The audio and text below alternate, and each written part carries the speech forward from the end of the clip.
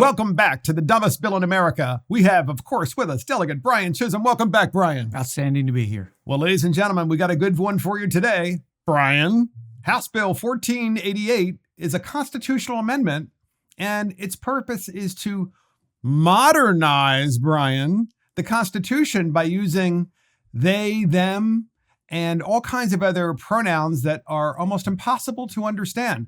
This bill has been introduced by Delegate Dana Jones of Anne Arundel County, which is in Brian's delegation here in the state of Maryland.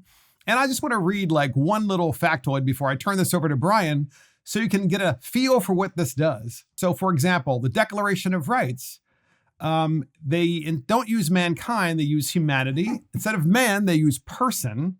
Instead of him, they use them. And they use the word there, T-H-E-I-R, a whole bunch. Yeah. It's so confusing. I don't even know what it says. Brian. And a lot of places where it's supposed to be singular because we have one governor, it's plural, right? Because it says himself is removed by themselves. And then I think then it has theyselves in there somewhere as well. And she brought a panel in of people we should all be proud of. And she goes, don't you think we should honor these women? And I'm like, yes, we should honor these women. True. Nothing more insulting than saying we're going to honor these women by saying they have no sex at all. They're not male or female. It's crazy. So, in history, they're going to look back and they're going to have a hard time figuring out whether our governors were people or a male or a female or more than one, because themselves and themselves is really more than one. To me, it's an insulting bill to women. Yeah. I don't understand. We're not the only ones that think that. I've talked to a lot of women and are like, this is stupid. Well, Delegate Brian Chisholm here is right. I mean, Aruna Miller, right? Mm-hmm. She's the Lieutenant Governor of Maryland. She testified for this bill with Dana Jones, the sponsor.